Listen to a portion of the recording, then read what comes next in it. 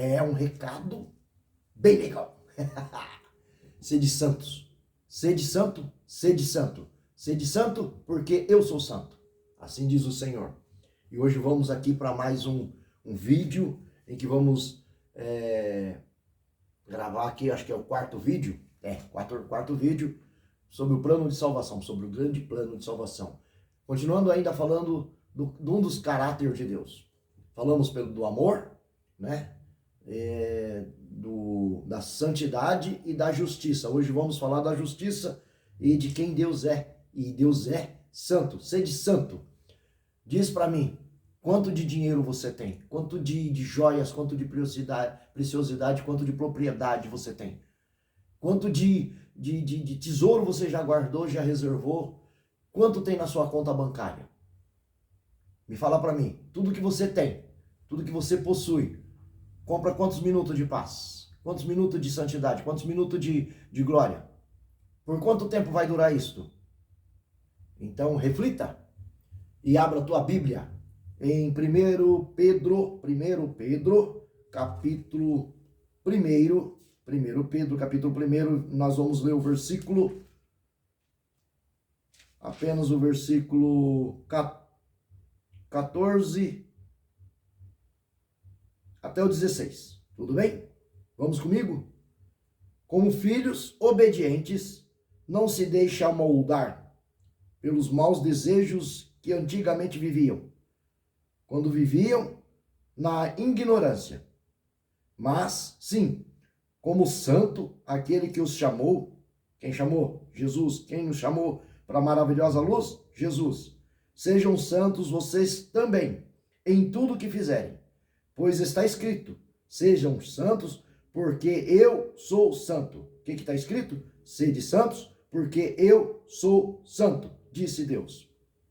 Uma vez que vocês chamam Pai aquele que o julga imparcialmente as obras de cada um, portem-se com temor durante toda a jornada da sua vida aqui na terra, pois vocês sabem que não foi por meio de coisas perecíveis, como prata ou ouro, ainda que refinado, da maneira vazia de viver, transmitido aos seus antepassados, mas pelos precioso sangue de Cristo, como de um cordeiro imaculado, sem mancha, sem defeito, que morreu por vós. Assim vocês crerem em Deus, que o ressuscitou dentre os mortos e o glorificou em teu reino de glória. E assim a esperança sua, em fé, que Deus fará o mesmo, e Deus é o mesmo Deus também de vocês. Sede santo. Qual que é a ordem hoje? Sede santo, porque eu sou santo, disse Deus. E assim, vamos caminhar aqui no nosso livreto e vamos para mais um pouquinho de leitura, vamos para mais um pouquinho de estudo, vamos para mais um pouquinho de conhecimento desse Deus, né? Desse Deus tremendo, desse Deus único. O nosso Deus, o meu Deus, o seu Deus. Ontem falamos que não é importante o Deus dos heróis da fé, mas é importante o Deus que se revela a você todos os dias, quando você ora e quando você pega a palavra e ele começa a transformar a sua vida, começa a mudar você e mudar para melhor, o que é mais importante. E vamos lá. Vamos falar sobre o caráter de Deus e hoje que Deus é justo. Ontem começamos a ler e hoje vamos seguir nesse raciocínio. Porque o Senhor é justo, Ele ama a justiça e os retos lhe contemplarão a tua face. Isso está registrado em Salmos 11, versículo 7.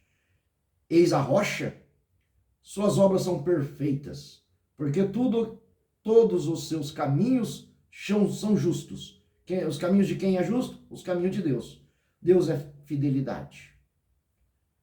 E não há nele injustiça. É justo e reto. Escrito Deuteronômio, Repetições da Leis, capítulo 32, versículo 4. Pode conferir no aí, tá?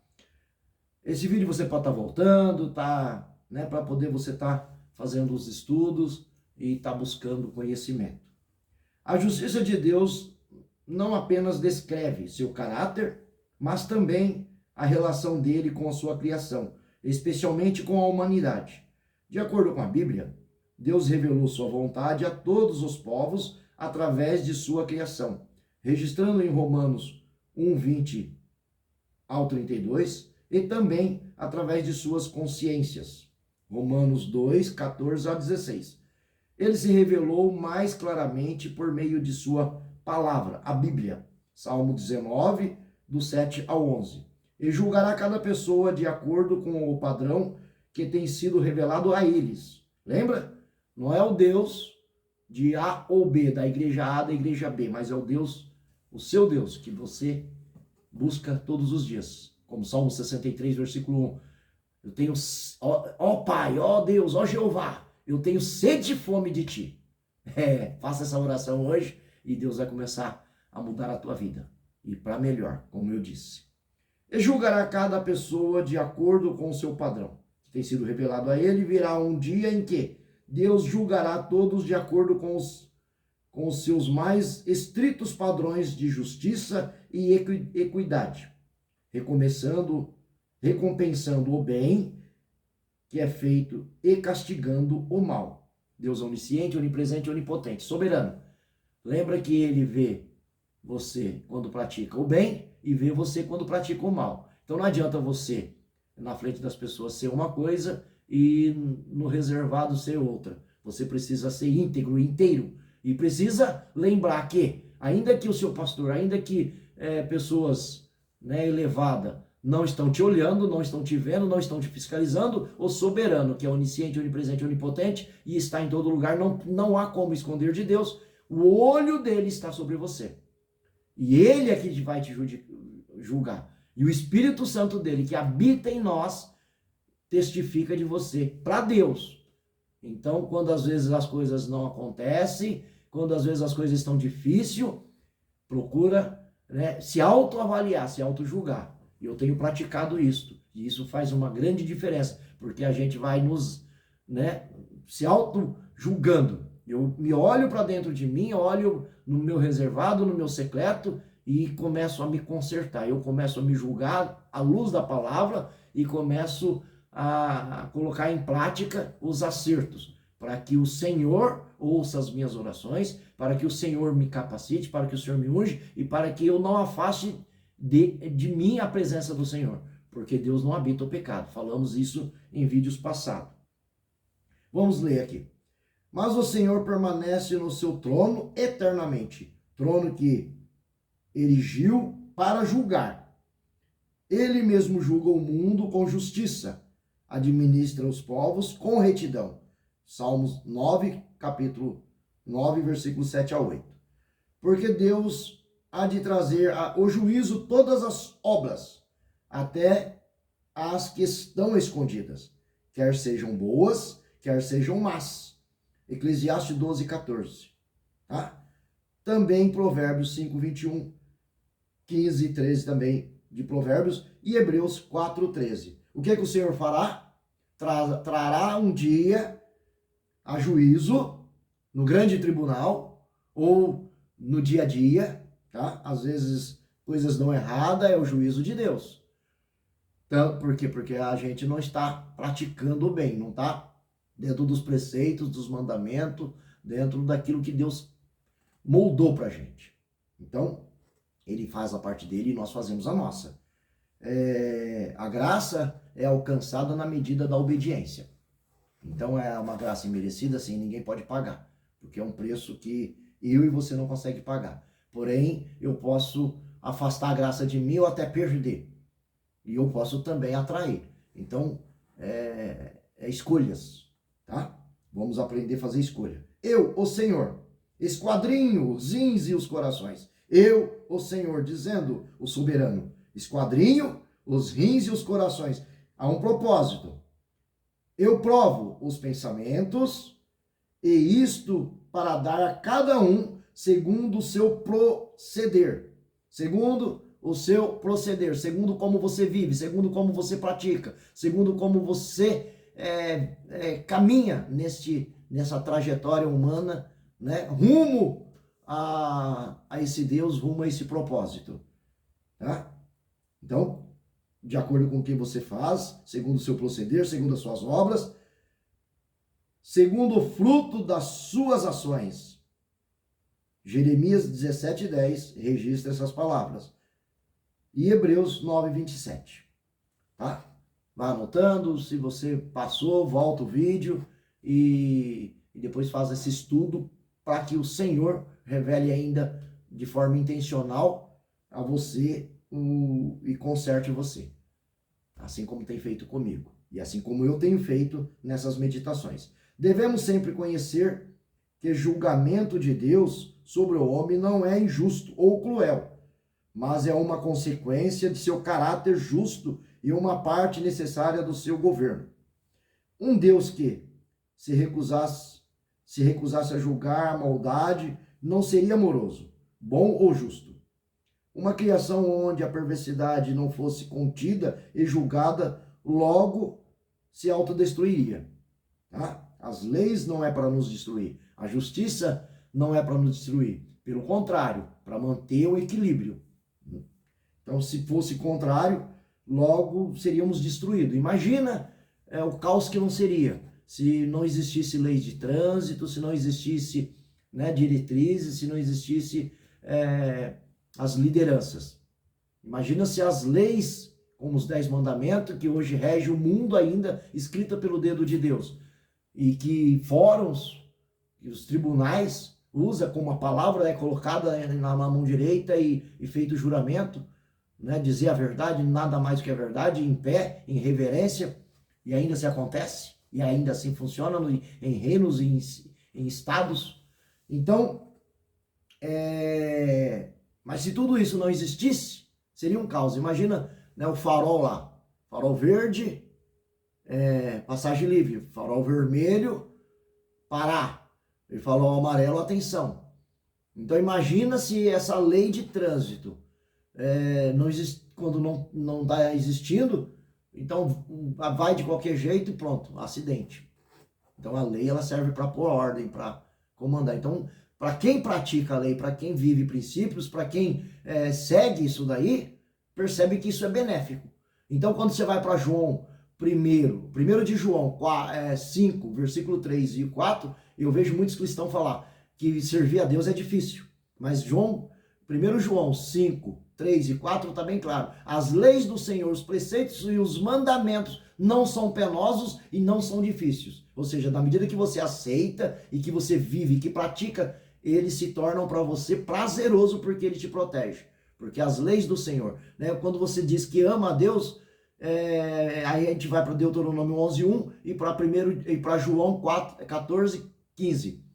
Aqueles que me amam seguem os meus mandamentos, as minhas leis, os meus preceitos, disse Jesus e disse o soberano Deus, né?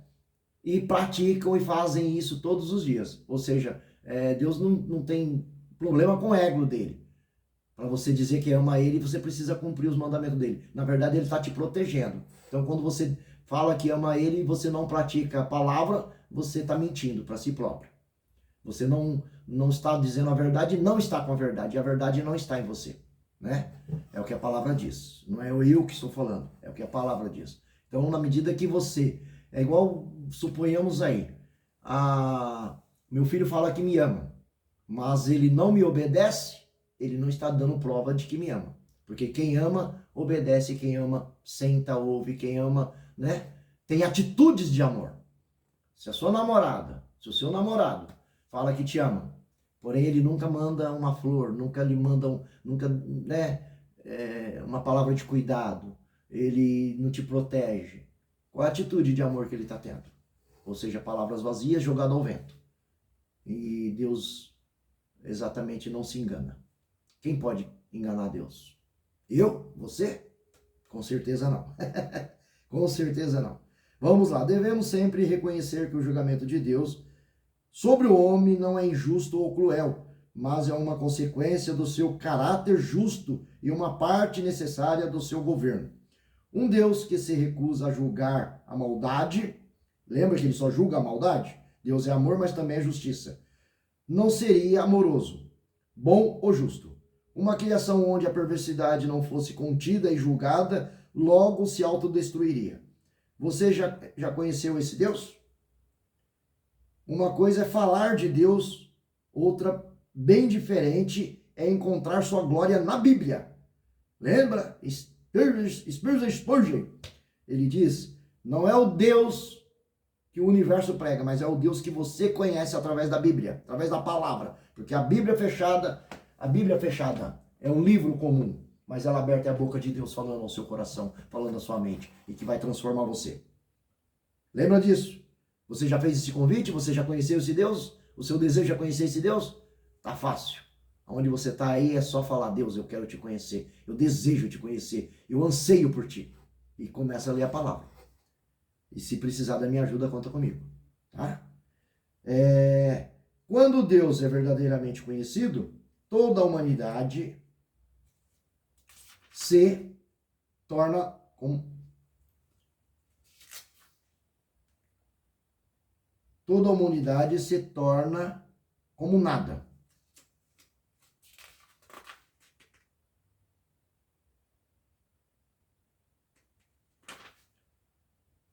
O menor vislumbre de sua santidade nos humilha e ameaça nos desfazer. Mesmo em nossas condições originais e imaculada, como Deus nos fez no princípio, éramos meras criaturas e servos. E Ele era o Deus Todo-Poderoso. No entanto, desde então, decaímos para uma condição muito mais rebaixada, por causa dos nossos pecados contra Ele. O que essa palavra quer dizer? Isaías, em capítulo 6, versículo 3, quando ele viu que estava diante de Deus, temeu por sua vida, porque ele reconheceu quem ele era. Homem pecador, de lábios impuros, e habitando junto com homens pecadores de lábios impuros. E ele temeu por tua vida, porque é isso que eu estou diante de santidade. Como ele caiu prostrado, de joelho, submisso, reconhecendo quem era ele e quem era Deus. Tá? Por isso que é a prostração. Quando a glória de Deus invade a sua mente, o seu coração, a sua carne, você reconhece quem é Deus e você se prostra. Né? Tem muitos que têm manifestações, às vezes meio duvidosa, não vamos julgar, mas dentro da Bíblia, de Gênesis e Apocalipse, todos que com a glória de Deus e quando diante de Deus e reconhecendo quem Deus e a Shekinah de Deus invadia, né, nos tabernáculos, a fumaça, lá em Atos, todos caem prostrado. Pedro, como morto, João, como morto, caiu prostrado diante de Jesus em Apocalipse. Pedro, naquele barco, e quando reconheceu Jesus, afasta de mim, porque sou homem pecador, e caiu prostrado. Isaías caiu prostrado, e quando na presença desse soberano. E quando Deus nos fez, quem é Deus? O Criador. Quem somos nós? A criatura. Então, quem está acima? O Criador ou a criatura? Então, patamar abaixo. Porém, o carinho que ele tinha, ele vinha passear com Adão todos os dias na virada da tarde. Ele tinha uma comunhão com Adão e Eva, e ele tinha aquele passeio gostoso todos os dias. Mas quando Adão e Eva pecaram, eles afastaram de Deus. E quando Deus questionou Adão, onde você está? Deus é soberano, onisciente, onipresente, sabia onde ele estava. Mas questionou ele, onde você está? E ele não questionou pelo pecado do Adão, porque Adão pecado, e ele já sabia, porque ele é onisciente, onipresente. Mas ele questionou, onde você está? Onde o seu pecado te levou para se afastar de mim? Porque ele estava escondendo do Deus que passeava com ele todos os dias. Imagina você, todas as tardes, ter o prazer e a companhia do Deus todo soberano. Quando você vai receber em sua casa alguém aí, imaginamos aí alguém que você admira, um ídolo, não sei, você não pode ter ídolo, mas de repente você tem alguém que você admira no futebol, artista, ator, sei lá. Mas imagina essa pessoa. Hoje eu vou fazer uma visita para você. Imagina que você vai pegar a melhor louça, o melhor alimento, e você vai deixar aquela casa perfumada para receber essa pessoa como seu visitante. Agora imagina o soberano vir passear com você ou vir fazer uma visita à sua casa. Como você vai receber ele? Então, o que ele quis dizer aqui é exatamente isso. E depois que o homem pecou, porque primeiro Adão trouxe para nós o pecado, o peso do pecado, a condenação do pecado gerou a morte.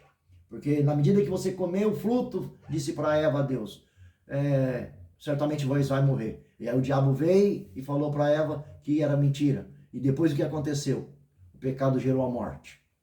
Mas o segundo Adão, que Jesus Cristo veio para mim e para você, e está trazendo vida, e vida com abundância para a eternidade. Essa é a promessa da palavra, essa é a promessa do Evangelho, essa é a promessa, e é por isso que Jesus morreu na cruz por mim e por você, mas ressuscitou e assenta à destra do Pai e intercede por nós.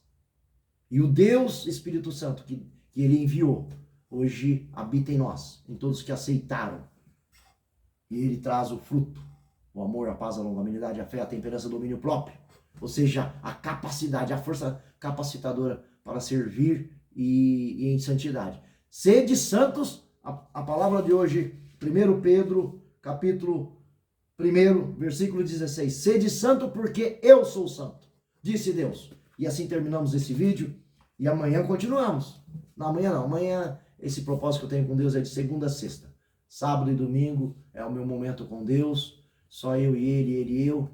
E aí ele vai me abastecer, ele vai me ensinar, ele vai me admoestar, ele vai puxar minha orelha. Eu não sei o que vem, mas eu confio nesse Deus que eu sirvo e eu sei que ele tem o melhor para mim.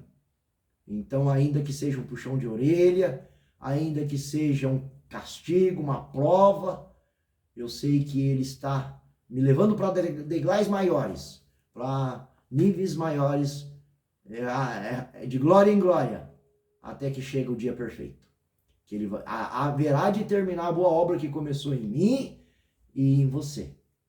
Você tem fé nisso? Você acredita? Se você move em fé, amém. Se você não move em fé, tudo que você faz sem fé gera pecado. E isso é perigoso. Que Deus te abençoe e te consagre. Desejo paz, prosperidade, bênçãos de Deus para a tua vida. Não só hoje, mas para ter eternidade. E eu declaro isso em nome de Jesus, soberano sobre todos os nomes, dando honra e glória ao Deus Pai, Deus Filho e Deus Espírito Santo.